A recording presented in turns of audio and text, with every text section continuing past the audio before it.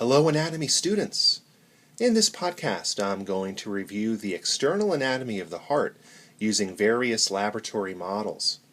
We'll focus on the main external structures of the heart and the larger blood vessels, often called collectively the great vessels, that exit and enter the heart. The heart is located in the mediastinum, the central region of the thoracic cavity found between the lungs. It extends from the anterior sternum back to the posterior vertebrae,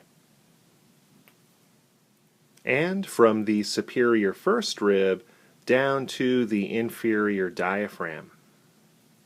The mediastinum contains the heart and other organs such as the esophagus and the trachea or windpipe, which we can see here, the thymus gland, as well as large blood vessels that enter and exit the heart, such as the aorta and the superior vena cava. The heart sits on the diaphragm near the midline of the thoracic cavity.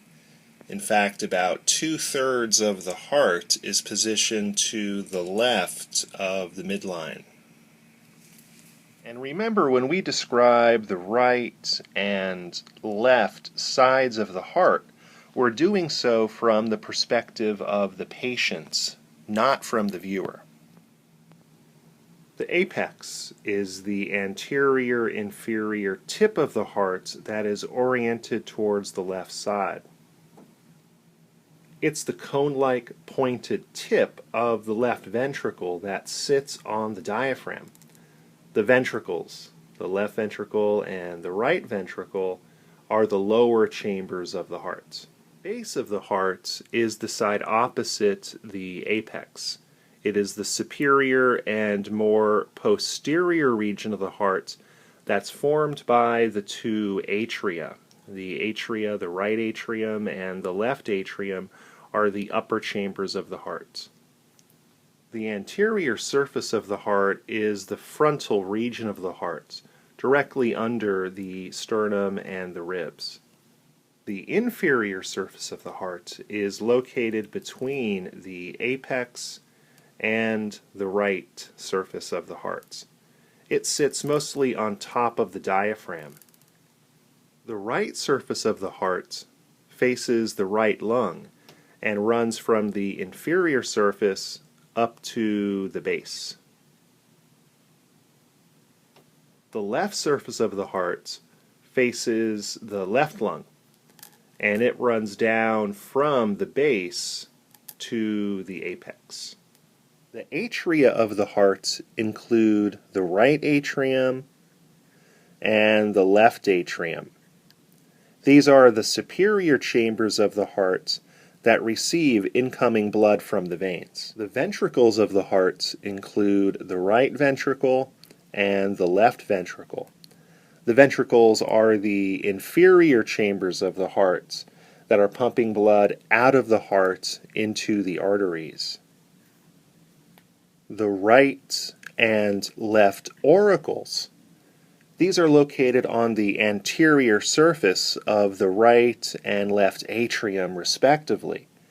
They're wrinkled, pouch-like structures that resemble an ear. That's what the name auricle means, ear-like.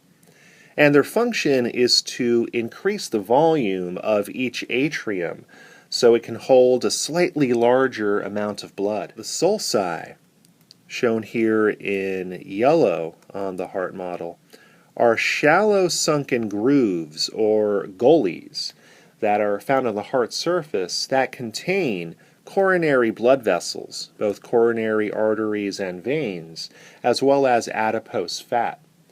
They're often obscured because they're filled with fat, and they act as superficial outer dividing marks between the chambers of the heart.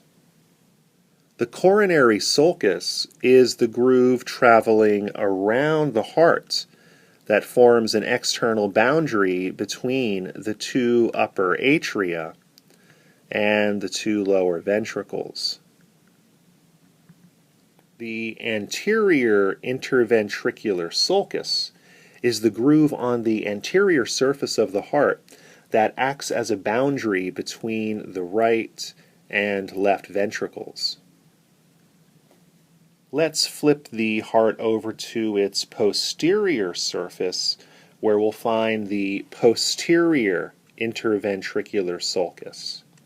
This is a continuation of the anterior interventricular sulcus, and it indicates the external boundary between the right and left ventricles here on the posterior surface of the heart.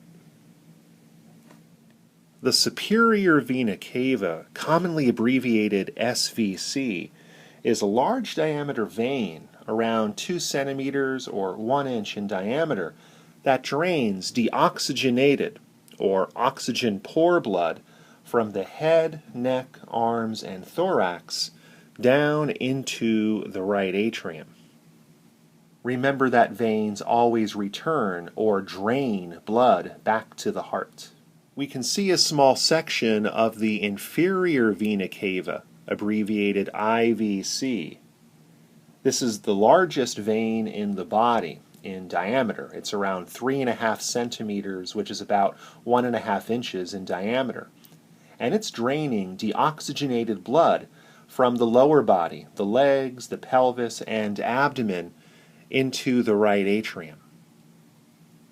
The pulmonary trunk is the large artery that transports deoxygenated blood out of the right ventricle.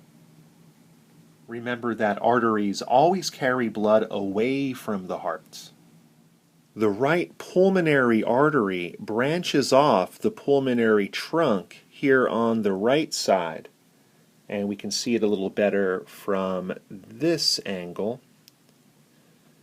It's going to be carrying deoxygenated blood to the right lung. The left pulmonary artery is the other branch off the pulmonary trunk, and it's going to be delivering deoxygenated blood to the left lung. In the lungs, gas exchange is taking place, so now the blood returning back to the heart is oxygenated, oxygen-rich. These are the right pulmonary veins, and these two veins are transporting oxygenated blood into the left atrium of the heart.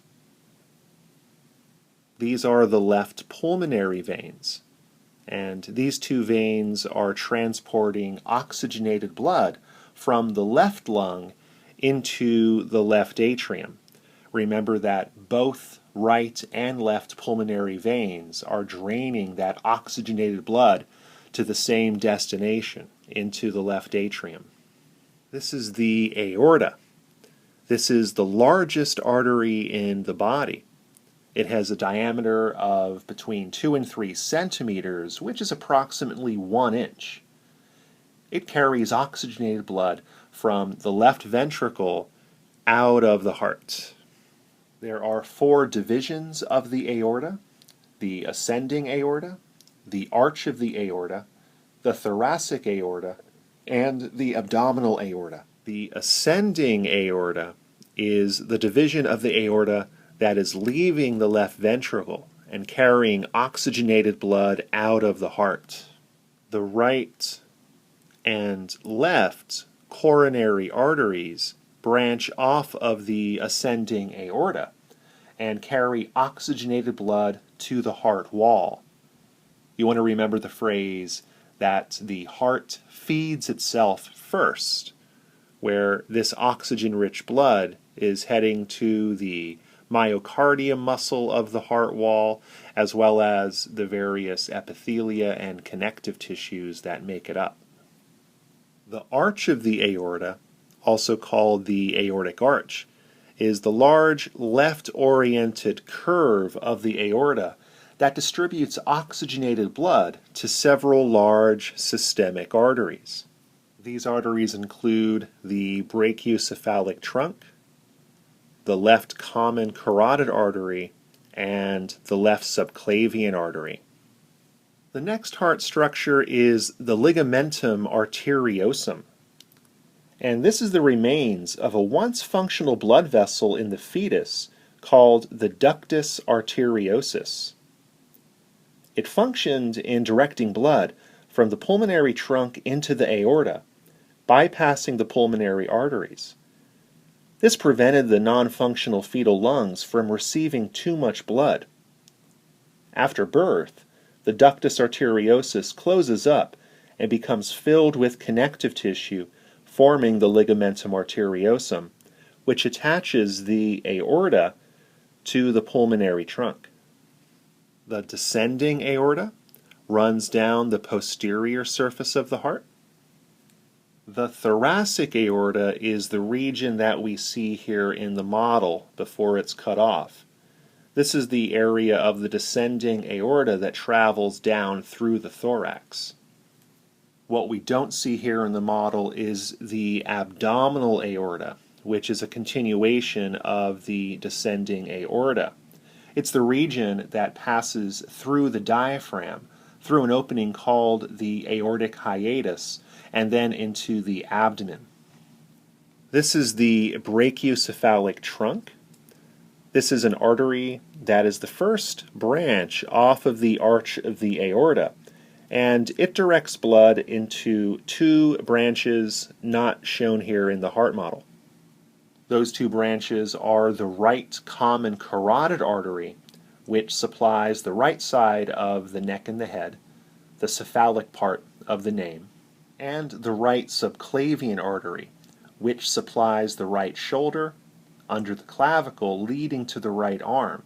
This is the brachio part of the name.